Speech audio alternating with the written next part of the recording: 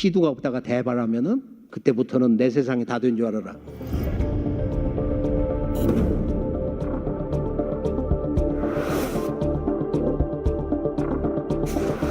시두가 오고 있다.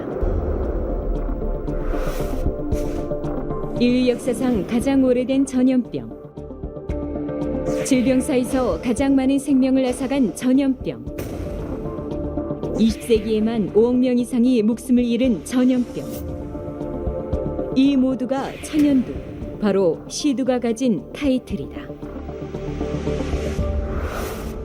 1980년 세계보건기구는 지구상에서 시두가 완전히 사라졌음을 선언했다. 과연 시두는 사라진 것일까?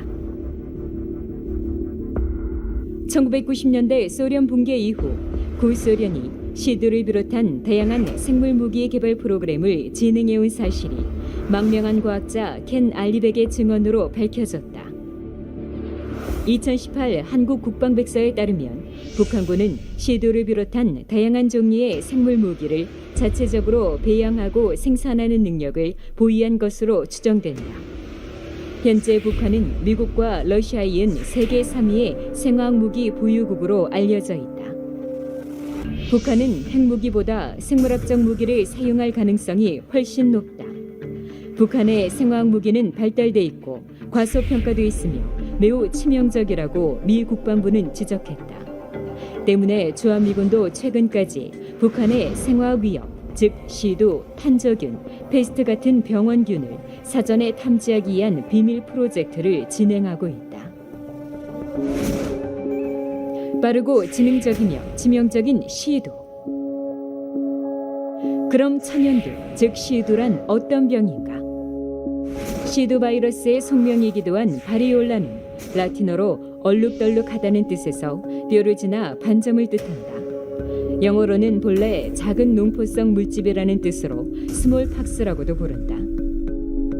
우리나라에서는 시두를 옮기는 신을 두신, 서신, 마마, 시두 손님, 호구 별성이라 불렀는데 흔히 알고 있는 천연두는 일본에서 건너온 말이다.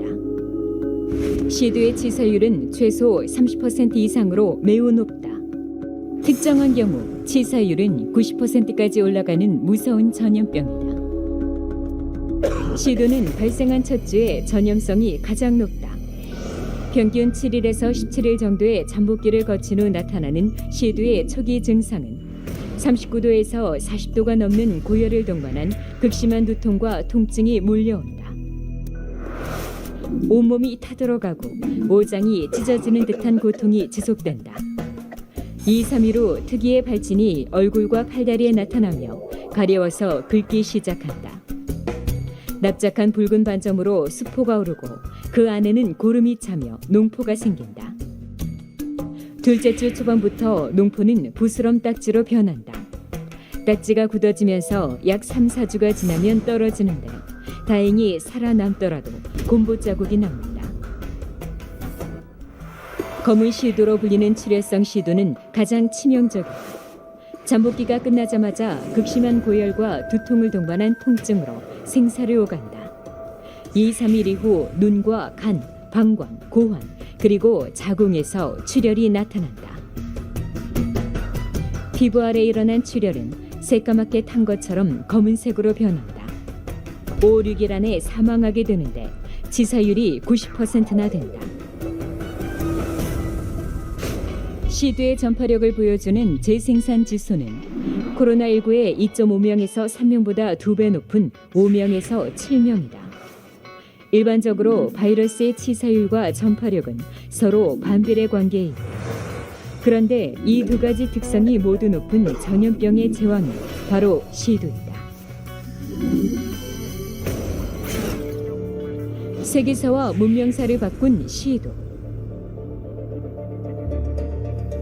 시두는 문명의 타동과 함께 인류에게 가장 큰 재앙 중의 하나였다. 세계사의 중요한 순간마다 시두는 한 집단을 거의 전멸시켜왔다. 15세기 말 6천만 명이던 아메리카 대륙의 원주민은 콜럼버스가 가져온 시두균과 유럽의 침략으로 인구가 600만 명까지 줄어들었다. 1529년 스페인군은 시도로 인구 2천만 명의 아스텍 문명을 불과 160만 명으로 소멸시켰고 1531년 잉카 제국을 침략한 168명의 스페인군은 잉카의 8만 대군을 시도로 무너뜨렸다.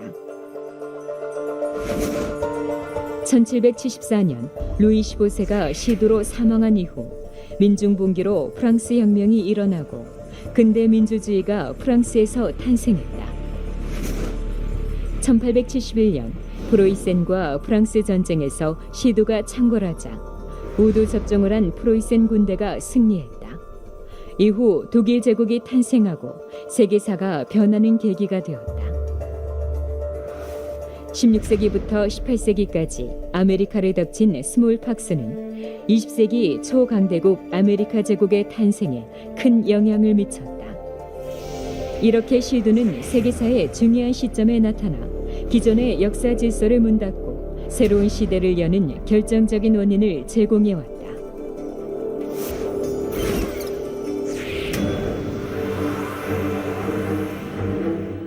18세기 영국의 의사였던 에드워드 제너는 우유를 짜는 여인들이 시두에 걸리지 않는다는 사실을 알고 우두의 고름을 긁어 환자에게 접종시켜 최초로 시두 백신을 개발했다.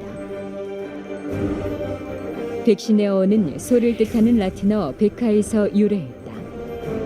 제너가 개발한 종두법인 우두 접종에서 백신이라는 말이 생겨난 것이다. 동양의학에서도 시두 치료법을 제시하고 있어 주목된다. 동의보감에는 오매를 물고 태을 구고 천존을 100번 읽으면 묘하기가 말로 다할 수 없다고 했다. 예로부터 시두가 발생할 때는 여신들이 하늘꽃을 뿌리고 다닌다고 전해온다. 그래서 민간에서는 시두에 걸리면 깃대를 꽂아놓고 떡을 쪄서 시두 손님을 달랬다. 이 시두 손님을 한국에서는 마마신으로 공경했으며 인도에서는 시탈라마타, 아프리카에서는 소포나라는 여신으로 숭배했다.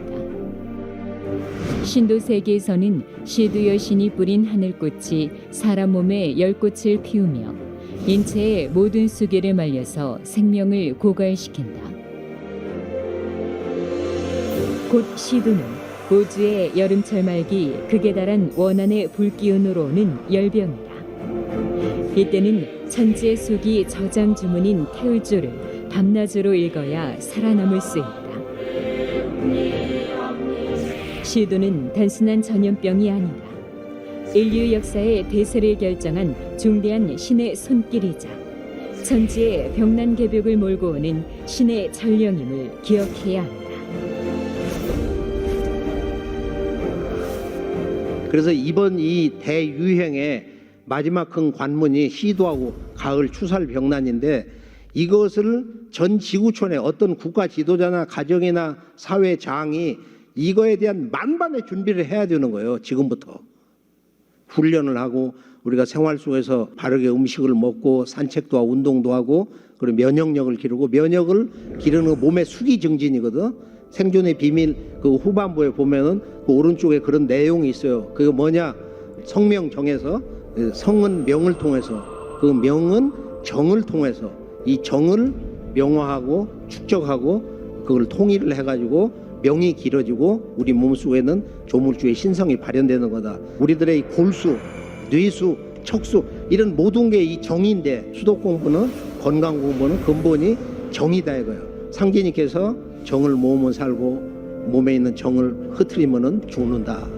나는 죽고 살기를 뜻대로 한다.